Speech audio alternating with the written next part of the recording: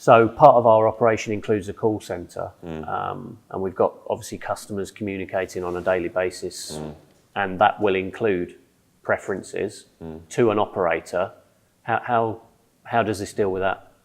Fairly typical problem, that, Simon. And we have to be able to manage all response channels with our Cassie solution. So whether that consent's come through a direct mail channel, it's come through on a piece of paper, whether it's been updated on the website, or the customer is dealing with your call centre, we still have that human interaction.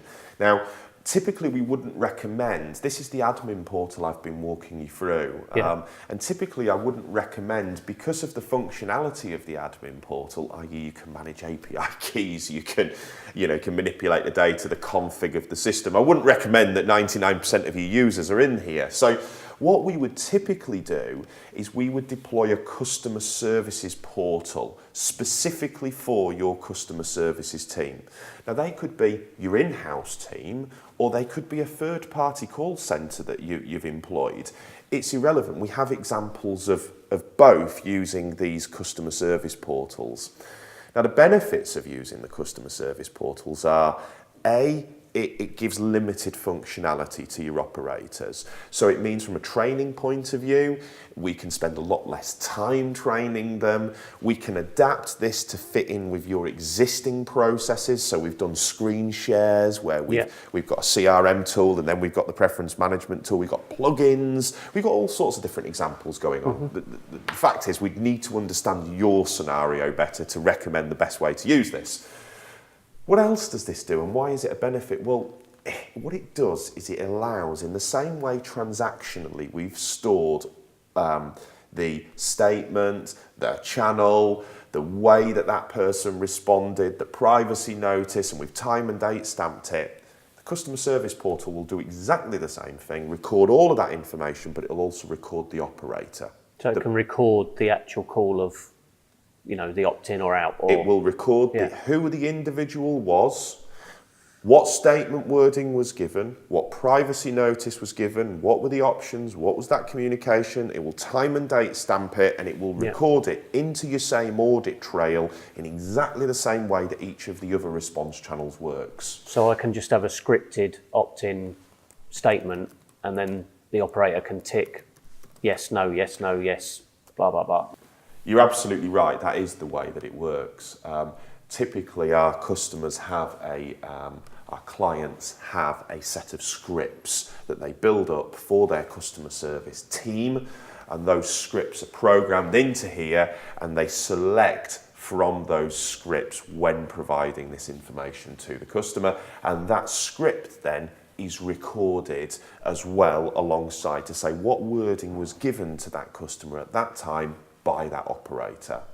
So again, I've just done a search for myself in here. I'm also in here as a customer within this dummy database as well. So I'm just going to select on this particular record, which is the James Squires record, 56 Fawn Road, which was the data that I just updated actually in the admin portal. So you can see it's a live environment, and it's brought all of that information through.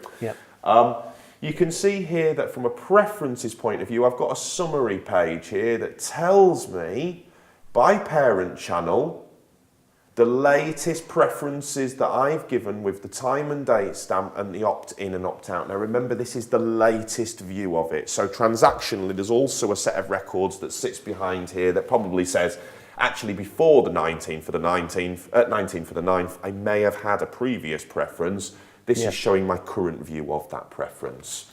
In order to be able to see further detail, I'd need to start to navigate and click additional links within here. So we have the current view against the parent channel, and we're able to see that.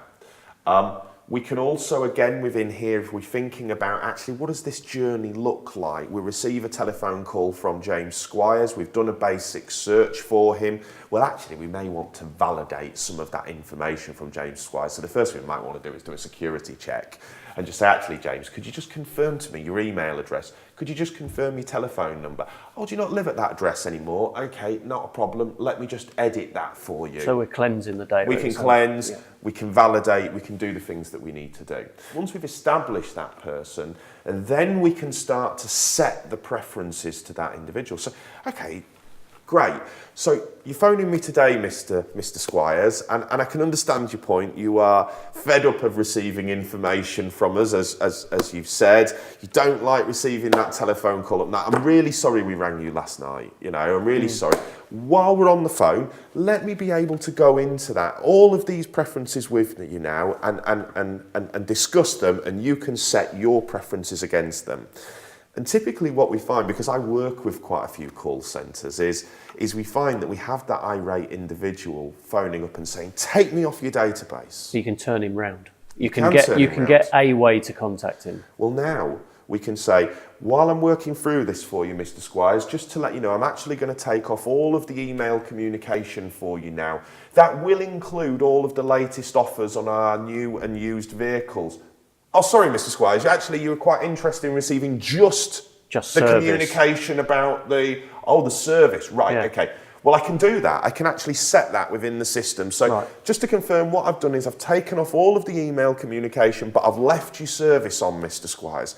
Not a problem. So again, it's just giving transparency and choice. And you're finding that we're winning a lot more customers over and minimising the opt-outs that we're receiving from those customers. We can then set the headers or text, communication, privacy notices, wording that we're saying, and we can add bits in here where we can actually give due diligence comments. Just want to read out our hand on heart message to you, sir, while I've got you on the phone. It's a company thing that we want to do to assure our customers of what are we doing here as a business. So it's just actually standardising our approach as a business, giving us a professional way of dealing with consent. We can record source code, the response channel it came in, and we can say whether it was an opt-in and opt-out. Another nice feature, we can automatically trigger emails out to thank that individual, because whilst James Squires may have validated all his details, we have had instances where we found people trying to record consent on other people's behalf. Right. And this will actually allow us an additional security feature if you want to start sending out automated emails. We can then view that within the preference history.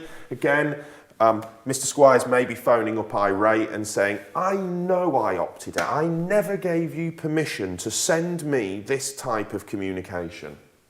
And the thing that we can do here now is very quickly we can look at the full audit history of why that communication was received out, and we can say, actually, I'm really, really sorry, Mr. Squires, but actually on the 19th of the 9th at 14:53, through the public portal, which is our online area where customers can interact, you ticked that you